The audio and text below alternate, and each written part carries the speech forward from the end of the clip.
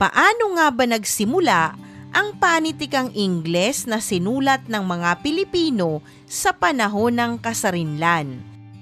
Dahil sa impluwensya ng pananakop ng mga Amerikano, umusbong ang maraming Pilipinong manunulat na gumamit ng wikang Ingles bilang medyum sa panitikan. Kabilang sa mga naging kilala sa larangang ito, sina Jose Garcia Villa na gumamit ng sagisag panulat na Dove Gleon, George Bacobo, Nick Joaquin, Carlos Bulusan, Severino Montano, Alejandro Roses, Francisco Benitez, Paz Manriquez Benitez, si Edith Tiempo, si Father Shonil Jose at E. San Juan Jr. Kasama pa ang iba pang manunulat. Sa kanilang mga akda, madalas nilang talakayin ang iba't ibang isyong panlipunan, ang mga epekto ng kolonisasyon at ang patuloy na pagbabago o transisyon sa lipunang Pilipino.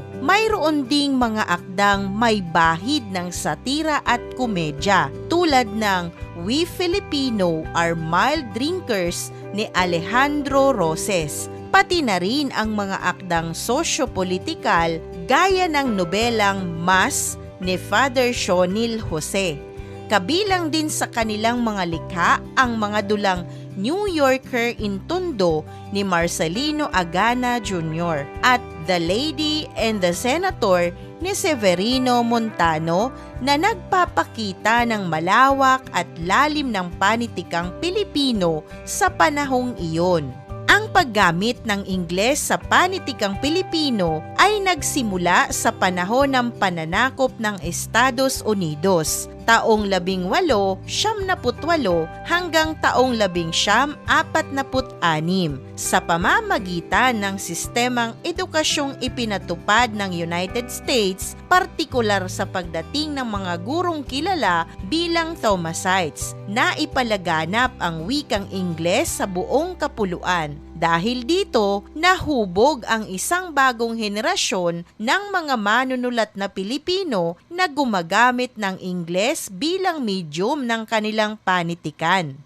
Noong dekada 1920 hanggang 1940, tinaguri ang Golden Age of Philippine Literature in English ang panahong ito dahil sa pagdami at pag-unlad ng mga akdang pampanitikan sa Ingles. Naging daan ito upang makilala ang mga Pilipinong manunulat hindi lamang sa bansa kundi pati sa pandaigdigang larangan. Narito ang halimbawa ng akda sa Ingles ni Jose Garcia Villa na pinamagatang First, a poem must be magical. Ito ay isang tula na nakasulat sa wikang Ingles. First, a poem must be magical, then musical as a seagull. It must be a brightness moving, and hold secret a bird's flowering. It must be slender as a bell, and it must hold fire as well.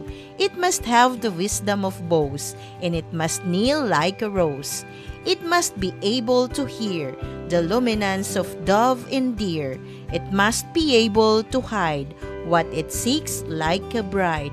And overall, I would like to hover, God is smiling from the poems. Ang tulang ating binasa ay halimbawa ng tulang nakasulat sa Ingles ni Jose Garcia Villa. Dumako tayo sa pagsusuri ng tula na halimbawa.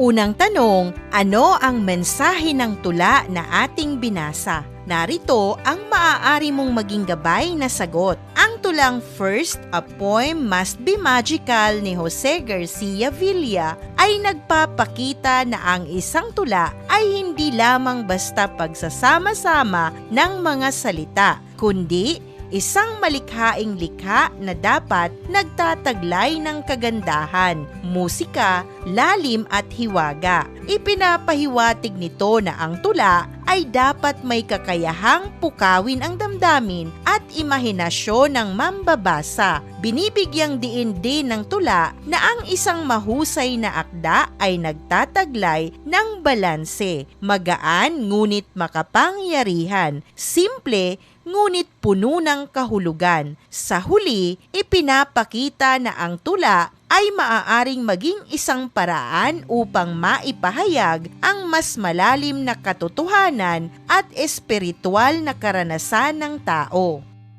Ikalawa, paano masasalamin sa akda ang pananaw, moral, katangian at karanasan ng tao? Narito ang maaari mong maging gabay na sagot. Masasalamin sa akda ni Jose Garcia Villa ang pananaw na ang sining, lalo na ang panulaan, ay isang mataas na anyo ng pagpapahayag na may malalim na layunin. Ipinapakita nito ang kanyang paniniwala na ang tula ay dapat hindi lamang nakatuon sa literal na kahulugan, kundi sa masining at simbolikong pagpapahayag ng damdamin at kaisipan.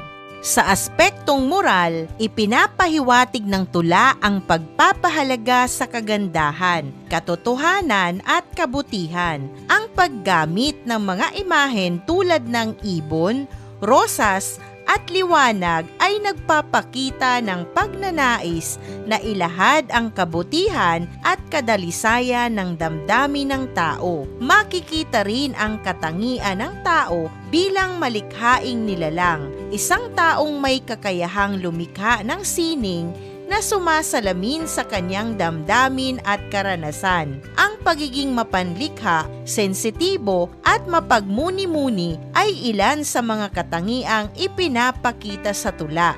Sa usapin naman ng karanasan, ipinapakita ng akda na ang tao ay may kakayahang magtago at magpahayag ng kanyang damdamin sa masining na paraan. Tulad ng tula, ang tao ay may lalim na hindi agad nakikita sa panlabas, ngunit maaaring maunawaan sa pamamagitan ng masusing pagninilay.